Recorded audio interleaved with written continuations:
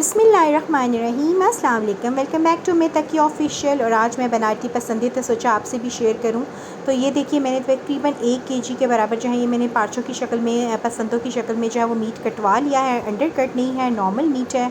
और ये देखिए, एक को जो था मैंने फ़्लैट कर लिया था और बाकी मैं फिर आपके सामने करूँगी।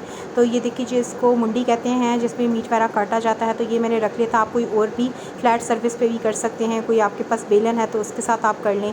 अच्छा, मेरे पास स्टेक हैमर नहीं था क्योंकि मेरे घर में रूटीन में स्टेक्स वगैरह या पसंद इस तरह से बनते नहीं हैं। कभी कभार ईद या कोई इस तरह का मौका हो तो मैं बना लेती हूँ, तो इसलिए मैंने प्रॉपर हैमर नहीं रखा हुआ। लेकिन वही बात है कि कोई भी हार्ड एंड फास्ट रूल नहीं है। आप किसी चीज़ से कर सकते हैं, आप बेलन से कर सकते हैं, आप किसी डोरी डंडे से कर सकते हैं, जैसे मैं कर रही हूँ।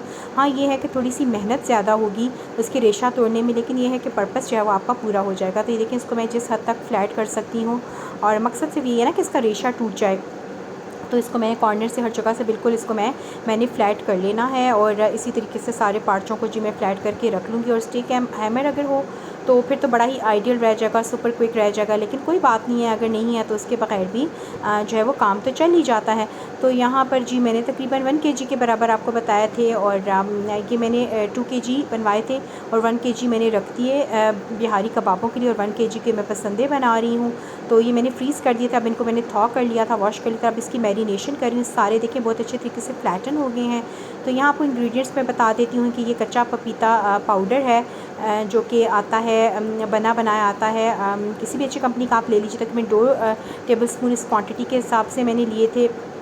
अगर आपने ओवरनाइट मैरिनेशन रखनी है तो आप कम डालिएगा इसके अंदर गलावट, क्योंकि फिर ये बहुत ज़्यादा सॉफ्ट हो जाएंगे। लेकिन क्योंकि ये अंडर कट नहीं है, अंडर कट में तो आपको डालने की भी ज़रूरत नहीं होगी, क्योंकि ये नॉर्मल मीट के हैं, तो फिर इसमें ज़ाहिर बात है मुझे डालना पड़ेगा गलाने के लिए।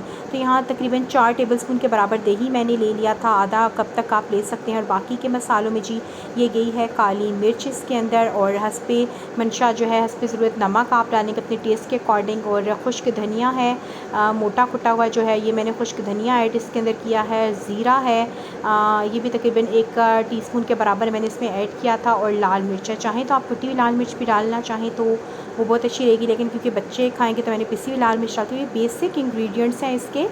और यहाँ मैं ऐड करना चाहूँगी कि अगर आपके पास सरसों का तेल हो तो आप ज़रूर वो ऐड कीजिएगा, मैरिनेशन में बहुत अच्छा रिज़ल्ट आता है। लेकिन क्योंकि मेरे पास सरसों का तेल नहीं है तो मैं नॉर्मल तेल ही डाल लूँगी। और लेमन आपको पता है किसी भी चीज़ में जब हम डालते हैं तो उसकी बहुत अच्छी मैरिनेशन में एक तो वो काम आता है, और दूसरा ये है कि वो उसकी टेस्ट को बहुत ज़्यादा इन्हेंस कर देता है। तो यहाँ देखिए, तकरीबन 2 जो थे वो बड़े साइज़ के लेमन जो जूसेस थे उनके मैंने स्क्वीज़ कर लिया बहुत अच्छे तरीके से। और यही भी इसकी बेसिक मैरिनेशन है, और मैं हमेशा इसी तरीके से इसको मैरिनेट करती हूँ। और ये अच्छे तरीके से लेमन जूस चला गया। और अब क्योंकि सरसों का तेल नहीं है तो मैं नॉर्मल जो है वो ऑयल जो है वो 2-3 टेबलस्पून अंदाजे से मैंने ऐड कर दिया था। और साथ साथ ये चीज़ें संभालने भी बड़ी ज़रूरी हैं, क्योंकि ज़ाहिरी बात है इन दी एंड खिलाना तो फिर आपने ही संभालना है। और यहाँ मैं हाथों से मिक्स करी, मेरी कुछ बहनें शायद देखेंगी और वो सोचेंगी कि ओहो हाथ गंदे हैं, बड़ा डर्टी लग रहा है मिक्स करते हुए।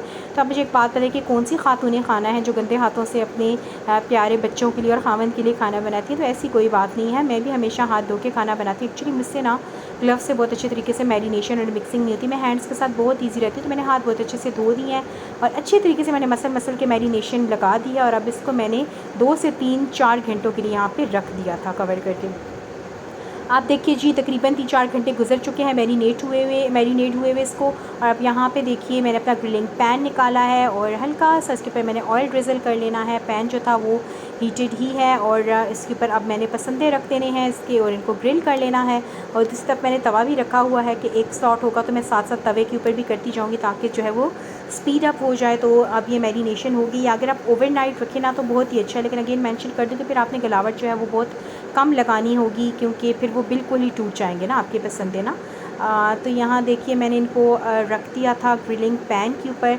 और यह है कि अगेन में अगर आप इसको पहले स्मोक कर लें या आखिर में स्मोक कर लें, आपकी मर्ज़ी है।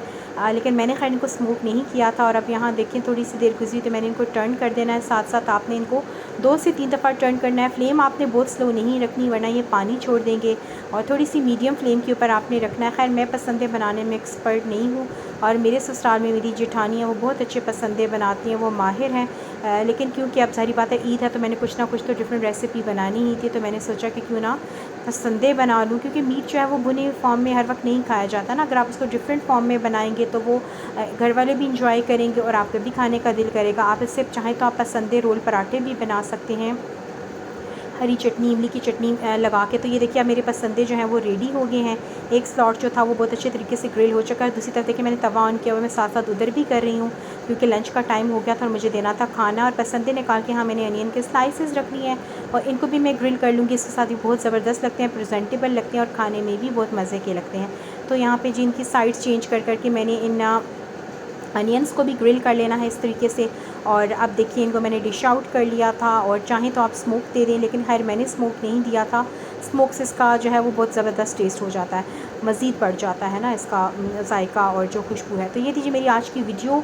और अगर आपको मेरी वीडियो अच्छी लगी तो प्लीज़ मेरे चैनल को लाइक कीजिएगा, सब्सक्राइब कीजिए। और जो मेरे नए सब्सक्राइबर्स हैं उनका बहुत बहुत तहे दिल से शुक्रिया। और आपकी सपोर्ट के बगैर मैं कोई नहीं हूँ और मेरे लिए मेरा एक एक सब्सक्राइबर जो है वो बहुत ज़्यादा वैल्यू रखता है, क्योंकि मुझे पता है कि मैं बहुत इसके लिए मेहनत करती हूँ। तो मिलती हूँ आपसे नेक्स्ट वीडियो में, तब तक के लिए अल्लाह हाफ़िज़।